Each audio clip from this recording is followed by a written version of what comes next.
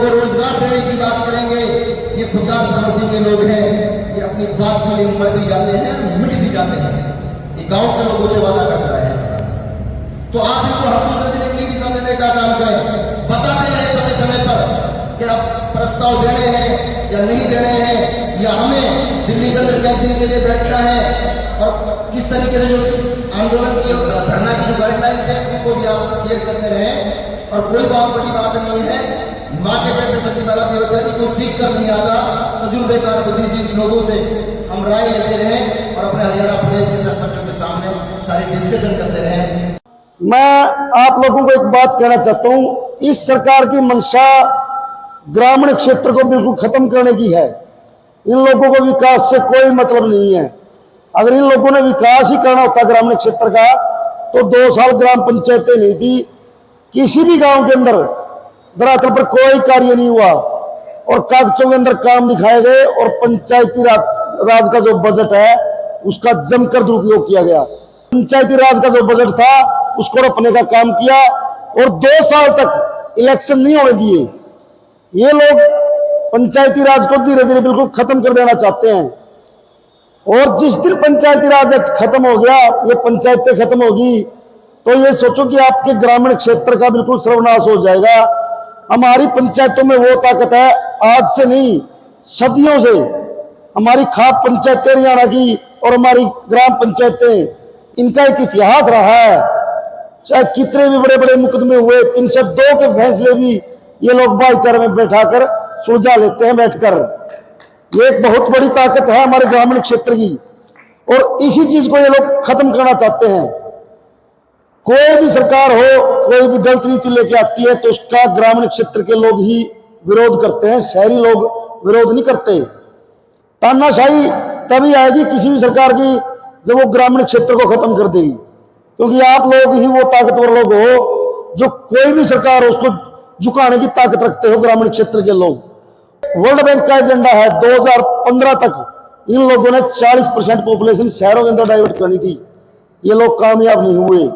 अब इनका एजेंडा है 2040 तक 60% पॉपुलेशन को शहरों के अंदर डाइवर्ट करना। ग्रामीण क्षेत्र को बर्बाद करने की एक बहुत बड़ी साजिश है सरकार की। जब ग्रामीण क्षेत्र समाप्त हो जाएगा, शहरों में लोग डाइवर्ट हो जाएंगे, तो अपना आप इनकी तानाशाही, इनकी मनमर्जी चलेगी, क्योंकि ताकतवर लोग तो कमजोर हो जाएंगे। किसी भी गांव के अंदर आज तक सेक्टर कभी नहीं काटे गए किसी भी सरकार के द्वारा। ये लोग गांव में क्यों नहीं बुनियादी सुविधाएं देते, ताकि लोगों को गांव के अंदर बुनियादी सुविधा मिले और लोग शहरों की तरफ रुख ना करें। आज के टाइम क्या है, कोई भी छोटी मोटी नौकरी लग जाओ, कोई बड़ा जमींदार है या किसी का व्यापार छोटा मोटा चल पड़ा, हर आदमी शहरों की तरफ भाग रहा है, क्योंकि गांव के अंदर बुनियादी सुविधाओं की कमी है, अच्छे स्कूल की कमी है। सरकारी स्कूलों को खत्म करने पे लगे हुए लोग। यही इन्हीं स्कूलों को, जो जमीन आप लोगों की है, पैसा आपके गांव के लोगों का है, खत्म करके धीरे धीरे कारपोरेट के हवाले कर दें। वही कारपोरेट के लोग इनको मॉडिफाई करके आपकी जेबें लूटी जाएगी शिक्षा के नाम पर। इन लोगों का देश की प्रगति से कोई मतलब नहीं है। आज का जो नेता है, राजनीति हर पार्टी के अंदर आप एक देखो, इन लोगों ने एक व्यापार बना लिया राजनीति को।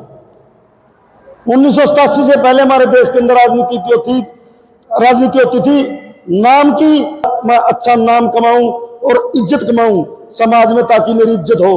लेकिन अब क्या हो गया, किसी भी हल्के में आप ध्यान मार लो, एक पैसे वाला आदमी या कोई व्यापारी आता है, 10-20 करोड़ रुपए इन्वेस्ट करता है और फिर उससे कई लाख गुना पैसे बटोरने का काम करते हैं ये लोग। राजनीति को व्यापार बना लिया। हमारा देश गरीब नहीं है, हिंदुस्तान गरीब देश नहीं है। इस देश के अंदर हर प्रकार की तो फसल पैदा होती है, हर प्रकार के खनिज उत्पन्न होते हैं, लेकिन हमारा देश गरीब बना दिया नेता लोगों ने। आज एक विधायक इलेक्शन लड़ लो, 5 साल के बाद उसकी प्रॉपर्टी देखो, 5,000 करोड़, 10,000 करोड़, 700 करोड़, 800 करोड़, वो देश का ही तो पैसा है। ये सरपंचों को चोर बोलते हैं। किसी भी सरपंच के रिकॉर्ड चेक करवा लो, जिसने सरपंच का इलेक्शन हो, 60% सरपंचों की जमीन बिकती है बाद में। क्यों बिकती है? सामाजिक कार्यों में आना जाना लगे रहता है, उनका खर्चे बढ़ जाते हैं, आमदन उन लोगों की होती नहीं। और कोई भी सरपंच पैसे खाने के लिए सरपंच नहीं बनता। ये ग्रामीण क्षेत्र का वो एक सम्मानित पद है जिसे बड़ी इज्जत और मान के साथ लिया जाता है। ग्रामीण क्षेत्र के अंदर सरपंच का बहुत ही इज्जत और मान का पद होता है, और इस सरकार ने और इस पंचायत मंत्री ने उस पद को इतना बेजलील करने का काम इस सरकार ने किया, आज तक किसी भी सरकार ने नहीं किया। चोर सरपंचों को बोला गया, कुतले बोला गया, कुतले बोला गया, ऐसे ऐसे शब्द बोले सरकार के नेताओं के द्वारा कि कुछ शब्द तो सबके बीच में बैठकर बोल भी नहीं सकते। इन लोगों की भाषा देखो, ये नेता लोगों की भाषा नहीं होती। आप लोगों के मान सम्मान के ऊपर इन लोगों ने हाथ डाला है। एक सरपंच के पीछे उसका पूरा गांव होता है। ये पूरे ग्रामीण क्षेत्र के लोगों की बेइज्जती करने का काम इस सरकार ने किया है। तो ताकत पहचानो आप लोग, ये नेता आपसे है, आप नेताओं से नहीं हो। कोई विधायक या मंत्री एक सरपंच नहीं बना सकता, और आप 5 या 10 सरपंच मिलकर एक विधायक, एक एमपी को बनाने की ताकत रखते हो। हमारे लोकतंत्र के अंदर 3 ही सरकारें हैं, लोकसभा, विधानसभा और ग्राम सभा। सरपंच वो सम्मानित पद है। आज तक हिंदुस्तान के संविधान के अंदर एक सरपंच का पद ऐसा है जो खुद की कोर्ट लगा सकता है। ऐसी ताकत किसी भी पद के पास नहीं है, प्रधानमंत्री के पास भी नहीं है। डीडी पावर की जो वो सरपंच के पास थी, किसी भी पद के पास नहीं थी। इतने सम्मानित पद को कलंकित करने का काम इस सरकार ने किया है। ये लड़ाई अपने अपने गांव देहात बचाने की लड़ाई है। एक तानाशाही रवैया अपनाने लग रहे हैं ये लोग। ये लड़ाई एक तानाशाह के खिलाफ एक लोकतंत्र को बचाने की लड़ाई है। आप लोग सरपंच चुने गए थे कि ताकि अपने अपने गांव का विकास करेंगे, अच्छे काम करेंगे, लेकिन ये लोग ऐसी प्रणाली लेके आने लग रहे हैं जिससे गांव का विकास नहीं होगा। बदनाम कौन होगा? सरपंच। गालियां मिलेगी सरपंच को। अपनी ताकत को पहचानो और एकजुट हो भाइयों, सारे के सारे एकजुट होकर। सरकार की कोई ताकत नहीं। मुख्यमंत्री 2 से 5 पर आया, तो 50 पे भी आएगा। अपनी ताकत दिखाओ। ये अपने अपने गांव को बचाने की लड़ाई है। ये उन गांव की लड़ाई है जिन गांव के अंदर आपके बाप दादा रहे, आप पैदा हुए, अज्ञान के आपके बच्चे, आपकी पीढ़ी में रहेंगी। ये आने वाली पीढ़ी के लिए यादगार बनने का मौका है कि उस टाइम पे वो लोग सरपंच थे और सरकार की तानाशाही नहीं चलने दी और पंचायती राज एक्ट को बचाने का काम किया। और 3 तारीख को भाइयों मैं आप लोगों से अपील करता हूं कि आप नजदीक के लोग हो, जैसे नू के हमारे साथी आरिफ अथोड़ी जी बहुत मेहनती साथी है और बहुत ही समझदार, ईमानदार, नेक इंसान है, और नू जिले की हाजिरी कभी नहीं कम हुई, ना पलवल की कम हुई।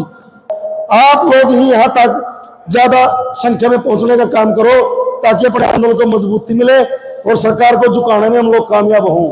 और सेंट्रल गवर्नमेंट के कान में भी ये बात जाए कि हरियाणा के अंदर कुछ तो गलत हो रहा है ग्रामीण क्षेत्र के लोगों के साथ। मेरा आज तक का बताऊं, मैं किसी भी पार्टी में मेरा कोई भी स्थान नहीं है। मैं आम आदमी की तरह अपना वोट डालता था और अपना काम करता था।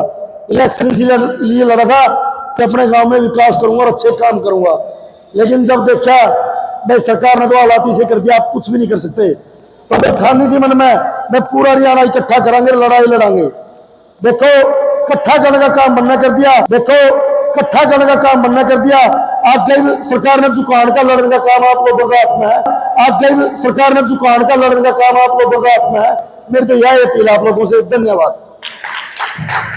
नीचे जो आप देख रहे हैं यूट्यूब चैनल, इसको आप लाइक करें, सब्सक्राइब करें, कमेंट बॉक्स में जाकर एक प्रतिक्रिया अवश्य दें और इस लिंक को ज़्यादा से ज़्यादा शेयर भी कर दीजिए, क्योंकि वोकल फॉर लोकल के लिए आपका इतना सहयोग हमें ज़रूरी है। धन्यवाद। जय हिंद, जय भारत।